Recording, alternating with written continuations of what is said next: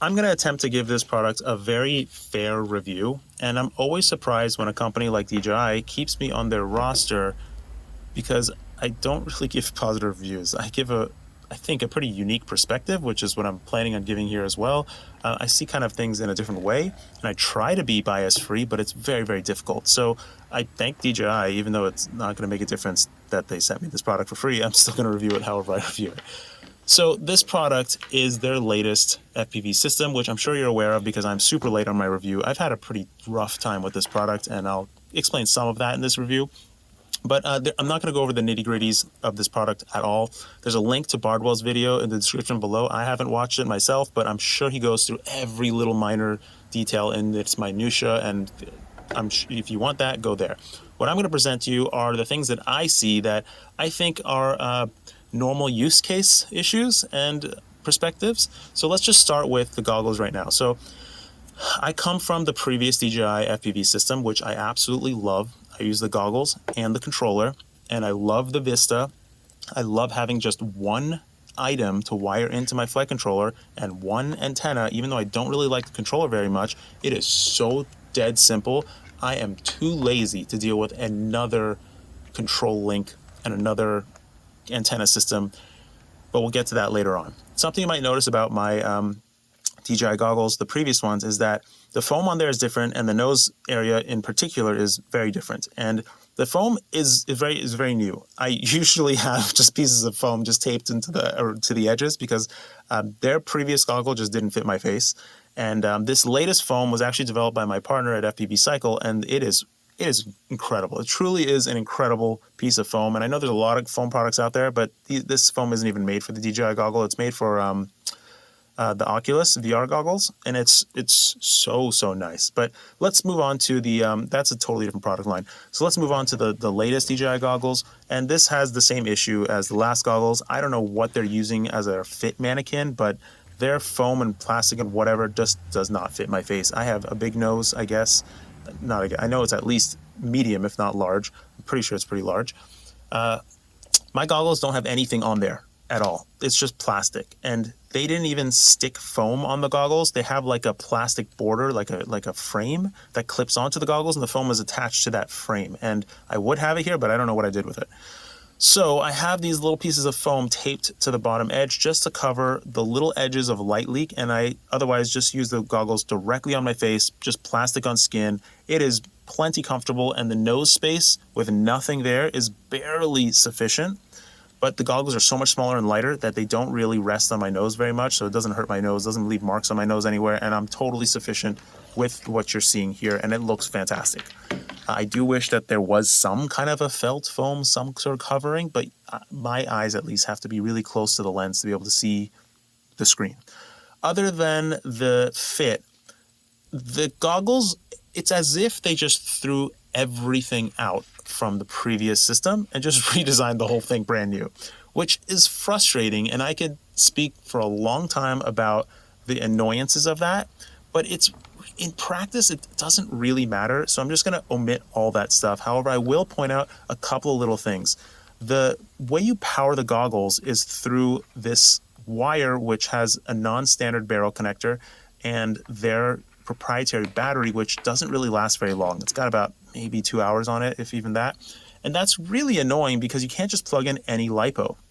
And you have to appreciate that DJI is not making this product for the hobbyist. We're just lucky that they apply their magical technology, truly magical technology, to our products so that we can use them. And I really think they're doing it just because they need to have it included in their professional lineup, just to have a complete lineup. Otherwise, I don't think they really make a lot of money from the FPV hobby sector. Maybe I'm wrong, but I personally think it's a pretty small market for them compared to how much other stuff that they sell.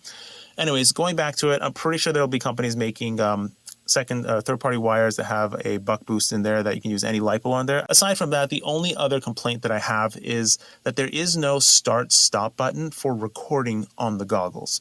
It's not a massive issue because you can set the goggles to just always record when you take off, which means you just have to have your goggles, the air unit wired into the flight controller correctly. So it's totally fine, but the old goggles had a button, which is just nice. With this system, you can't start and stop it. You just have to do it from the controller, which it's not as nice as I would like it to be, because I don't really recommend the controller, and I'll get to that later on as well. Let's now jump to the actual picture and the video feed and what you actually see when you're looking through the goggles and the video stream. So what you're looking at right now is the feed from the original DJI FPV camera. This is still the best FPV camera for that DJI system. There's nothing that is as good. It's the one Caddx camera comes very, very close. But something that's particularly unique about this camera, as well as just the most recent Caddx camera, is that it gives you the option to run the camera in 4:3 perspective. 4:3 perspective is the only perspective I fly in, because it gives you a much, much, much wider vertical field of view. If you don't understand that, I'm not going to explain it, but I strongly discourage running any FPV craft in 16:9, unless you prefer it, and that's totally fine. But it just constricts your field of view, and it makes it much harder to fly. So this 4:3 field of view is fantastic, and there's very little to complain about this image, because as you're looking at it, I mean, damn thing looks sharp, looks nice, looks clear. Like, compared to analog, this is a freaking godsend. So it's hard to understand how DJI can improve on this. But if you are super critical, you can complain about minor resolution. Could be a little higher, maybe. I mean, this is bonkers to me, coming from analog in the past originally, to even say that, but I guess you could say that if you're coming from like 4K TVs. And the bit rate could be a little bit better, because some things look a little squishy and hairy, and the darkest darks are missing a little bit of detail, and the lightest lights are maybe blown out just a tad bit. So now let's take a look at the latest DJI camera with the latest air unit. And immediately you might think that this looks terrible, it looks dark. And what I would tell you is that this image is not intended for this consumption modality. It's intended for the goggles, and the goggles have an OLED screen, and it's a direct link from the air unit to the goggles. This video that you're watching, you might be watching on a phone that has an OLED screen, but you're still not getting the full contrast ratio, the full dynamic range, because the video file it doesn't have that kind of depth in it. Like, the YouTube is not showing you the full depth of the image. And I'll show that comparison later on in this review as well, and you'll understand what I mean there as well. But I'll just point that out, that it's not actually a dark image. It just looks dark because of the way you're viewing it. In reality, the darks have way more detail, the lights have way more detail, and you will notice that there is pretty considerably wider field of view, which is super impressive, because now the field of view is approaching, it's just like a couple degrees off, maybe like 2 or 3 degrees off of a regular GoPro in super wide, in like its widest field of view, which is super crazy, because now when you fly around, it literally feels like you're flying through a GoPro. So compared to the previous goggles, previous camera, it's really hard to see in a YouTube video, but the resolution looks like it's bumped up. The contrast ratio looks like it's bumped up. Everything about this picture is beautiful, is much nicer. It's almost as drastic as going from analog, the good analog camera, to the DJI system, versus going from the old DJI system to the new. It's hard for me to even believe my own words, but I'm telling you, the picture is so much nicer. That alone sells me this product. It's beautiful. Gorgeous picture. Moving on, and again, this is in 4:3. It's not in 16:9. Originally, I was stuck in 16:9 until somebody told me you got to bump it down to the 2.7K feed to get 4:3, and I'll talk about that a little bit later as well. So now moving on, let's compare the new DJI camera to a GoPro, particularly a Session 5 and a Hero 8, because this camera allows you to live stream, which is very, very important, and something that I'm not really going to talk a lot about. If that particular aspect of it is for you, you already know more than I will be able to explain in a short video. But compared to the Session 5, which granted I did a really bad job of recording this on the Session 5 and the Hero, but the Session 5 is just going to have a lot more resolution. It's just going to look better, and in a video format, as in a streaming video format, the ISO and the way the GoPro captures video, it just looks better than what the DJI camera is going to record. Now, compared to pretty much every single other non-GoPro action camera on the market, I would say the DJI camera is very comparable, especially in 4K mode, 16:9, which there's an issue with, but again, I'll talk about that later in the video. But compared to every other action camera out there, I would say you could make a solid argument to omit your action camera and just use the DJI camera. It is that close to being good enough. It is really, really remarkable, especially the fact that the Air unit itself has like 20 something gigabytes on board recording, which I forgot my SD card and that's what I used to record. So I'm really impressed about that. But compared to the Hero 8, it's actually not that big of a comparison because it kind of looks the same. The Hero cameras and the GoPro cameras, the action cameras from GoPro just look so nice in a dynamic way. Like the way it records, the way it captures footage, the way you can edit it, everything about the way it does footage just looks nicer. And the discussion about that is very lengthy and I'm not going to get into it. But this camera from DJI is not going to replace your Hero 11 or 10, but it will replace probably most of the previous action cameras. I would rank this particular DJI camera fantastic. And something that is particularly special about the wide field of view is what I'm going to discuss next. So now what you're looking at is a picture that I took with my phone inside the goggles of the original DJI camera from the goggles, and then the new DJI camera from the goggles. Something you'll notice from the original is that there's not light leak, but there's just kind of blossom or bloom effect from the light that comes off from the screen in the goggles. And both goggles have a screen that is so large that you cannot see the whole, at least I cannot see the whole screen without looking all over from full extremities of my eye, corner to corner. What's special about this new DJI camera is that in the old goggles, I used to run the screen shrunken down, like 70% or 50% shrunken down. So I'd only be looking at the center of the screen, a lot like a pair of fat sharks. With the latest goggles and the wider field of view of the camera, I can run the screen at like 90% size and only look at the center, which is what's sharp, and the sides just become my peripheral vision. So I have peripheral view when I'm flying, which is something that is so unique to me. I've never seen that before. I've never had that kind of awareness of periphery and still have all the resolution I need in the middle of my screen to fly as effectively as I could possibly fly. And something else you'll notice here is that compared to the video file that I was showing you previously, you'll notice that the picture looks very bright, very clear. The lights are nice and visible there, and the shadows are nice and visible. This is also a picture coming out of my phone, so the phone is also doing its own processing, and it's not capturing the whole contrast range because it's not able to. Like, again, you're watching this video on a modality that cannot give you the high dynamic range.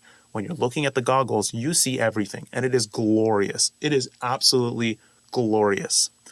I'm not going to talk about the range here because it's kind of a non-issue. DJI has magical range, and there's no competition. If you want the best picture, the best signal, the best everything, all rolled up into one package that's easy to use and like kind of suffices for like 99% of everything you're going to do, this is your product. There's no question about that, and I have no concerns about recommending this product 110%.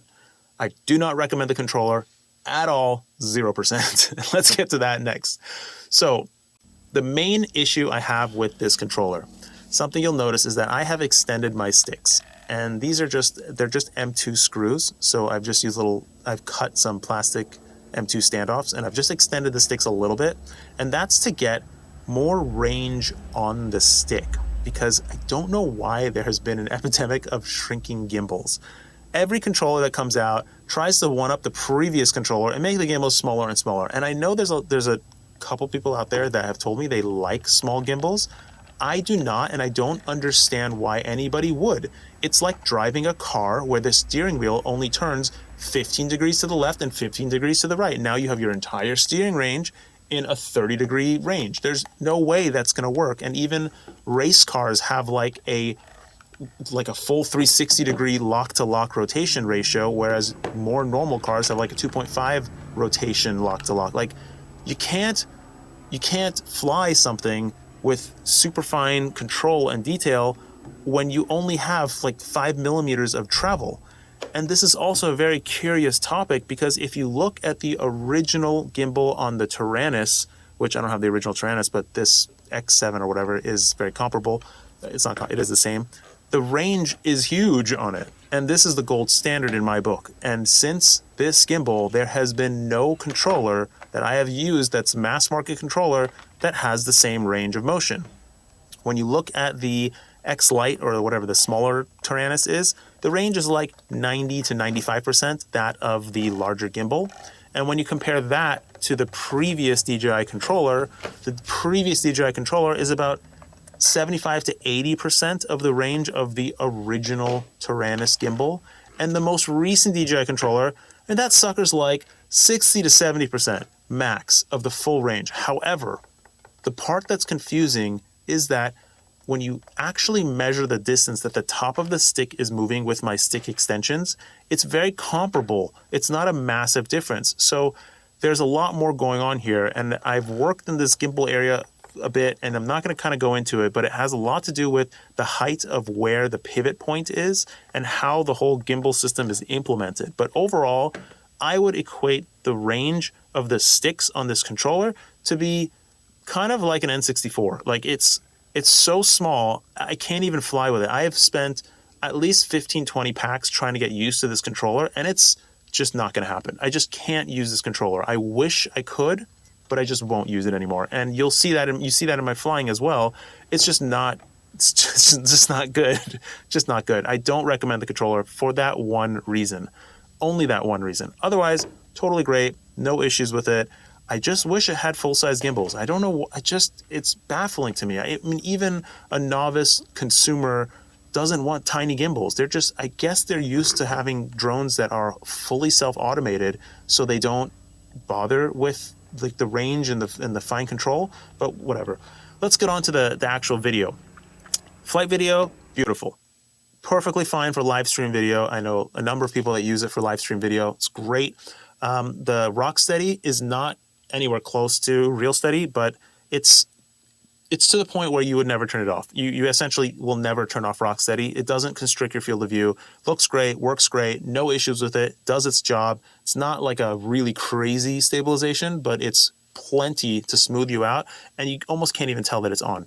So I have no concerns there. I mean, other people will go into more detail about the video formats and the video file bitrate and all that stuff. Not necessary. Just from a layman's standpoint, beautiful picture. No concerns there. As I said, very comparable to most action cameras out there, if not even better than most action cameras out there. I haven't really shown the air unit and the camera itself. Again, other reviewers are probably going to show that in great detail. I'm just going to point out a couple of things. It's annoying that they changed the mounting platform to 25 by 25. At least they did the 25.5 by 25.5, but the mounting screws are like M1.3. I don't know why they don't just use M2 screws. It would be really nice. It is super duper nice that it has memory on board. It just saves you just so much trouble when you forget an SD card or something. I do wish that the SD card slot had like some sort of a protector on it so that the SD card doesn't eject, because that's a problem that I've seen on many SD card slots that are just bare on a craft. You crash and your SD card just ejects.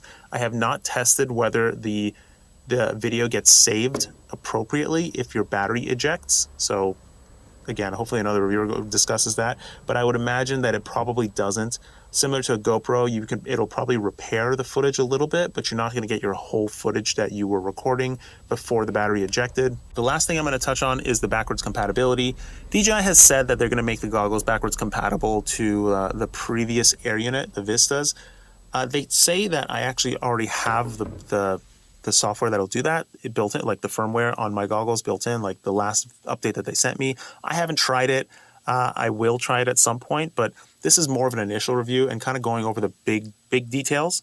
And so the final point here is backwards compatibility with the controller is not going to happen. With the old DJI black FPV controller, it's probably not going to work out. I think it's a different signal entirely. Pretty sure the air unit uses two signals now, 5.8 and 2.4, and the two wires going to it, one of them is 5.8, one of them is 2.4.